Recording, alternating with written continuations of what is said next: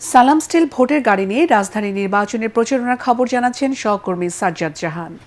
সালাম স্টিল ভোটের গাড়ি নিয়ে আমরা রাজধানীর বিভিন্ন নির্বাচন প্রচারণা প্রদক্ষিণ করেছি। আর মাত্র নির্বাচনের বাকি আছে 13 দিন। এই 13 দিনের সামনে রেখে নির্বাচনী প্রচারণা আমেজ জমে উঠেছে। ভোটারদের দ্বারে দ্বারে যাচ্ছেন প্রার্থীরা দিচ্ছেন নানা প্রতিশ্রুতি। নির্বাচিত হলে এলাকার উন্নয়নের পাশাপাশি বিশেষ করে রাস্তাঘাটের উন্নয়ন এবং কি গ্যাসের যে সংকট রয়েছে সেই সংকট নিরসন, পাশাপাশি সন্ত্রাস চাঁদাবাজ মুক্ত একটি নতুন সমাজ গঠন করার প্রত্যয় ব্যক্ত করেছেন। আর ভোটাররাও আশা করছেন আগামীতে যে নির্বাচিত হবে তিনি যেন এলাকার উন্নয়নের পাশাপাশি সামাজিক প্রেক্ষাপটের উন্নয়ন তুলে ধরেন। সেই সাথে আমরা এই মুহূর্তে রয়েছি রাজধানীর বাড্ডা এলাকায় নির্বাচনী প্রচারণা চালাচ্ছেন নাহিদ ইসলাম। এইখানে বিএনপির ধানের শীষ প্রতীক নিয়ে লড়ছেন এম এ কাইয়ুম।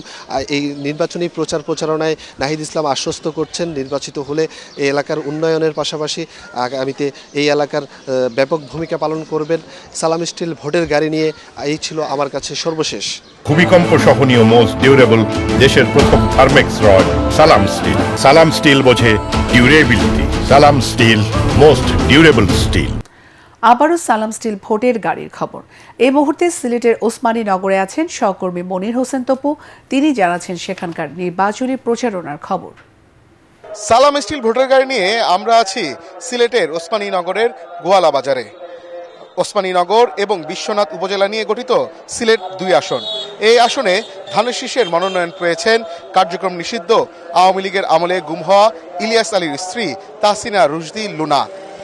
তিনি বলছেন ইলিয়াস আলী এই এলাকার মানুষকে নিয়ে যে স্বপ্ন দেখেছেন সেই স্বপ্ন বাস্তবায়নে তিনি কাজ করবেন যদি তিনি নির্বাচিত হন। তবে এই এলাকার যারা ভোটার রয়েছেন তারা বলছেন এই আসনে তিনি সহ আরও 5 জন প্রার্থী রয়েছেন। তবে ভোটাররা ধারণা করছেন এই আসনে জামাতের 11 দলীয় জোটের যিনি মনোনীত প্রার্থী রয়েছেন খেলাফত মজলিসের মুনতাসির আলী, তার সাথেই মূলত এই তাহসিনা রুশদি লুনার হাড্ডাহাড্ডি একটি লড়াই হওয়ার সম্ভাবনা রয়েছে।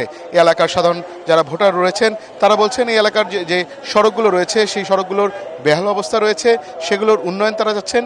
একই সাথে শিক্ষা ব্যবস্থা এবং তারা চাচ্ছেন কর্মক্ষেত্রে যাতে কর্মসংস্থান সৃষ্টি হয় এমনটা প্রত্যাশা করছেন। সালাম স্টিল ভোটার গাড়ি নিয়ে এই ছিল আমার কাছে সবশেষ। শেরপুরে নির্বাচনী প্রচারণার খবর জানাচ্ছেন প্রতিনিধি আব্দুর রহিম বাদল। সালাম স্টিল ভোটার গাড়ি নিয়ে আমি এখন দাঁড়িয়ে আছি শেরপুর 1 আসনের শেরপুর পৌরসভার ঢাকুলাটি কামারিয়া মহল্লায়। জাতীয় সংসদ নির্বাচনে প্রতিদ্বন্দ্বিতায় নেমেছিলেন 6 জন প্রার্থী।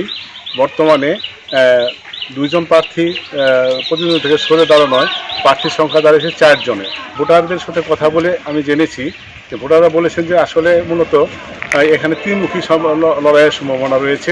এখানে চান্সেলর প্রিয়াঙ্কা, শফিকুল ইসলাম মাসুদ এবং জামাতের রাসেলের রাস্তার মাঝে 3মুখী প্রতিদ্বন্দ্বিতা হবে বলে তারা ধারণা করছেন। এবারে নির্বাচনে 3টি দাবি ভোটাররা প্রার্থীদের কাছে বলছেন, প্রার্থীরাও তাদেরকে প্রতিশ্রুতি দিয়েছেন এই 3টি দাবি তারা নির্বাচিত হলে মানবেন। এই ছিল সর্বশেষ সালাম স্টিল ভোটার গাড়ির খবর শেরপুর থেকে।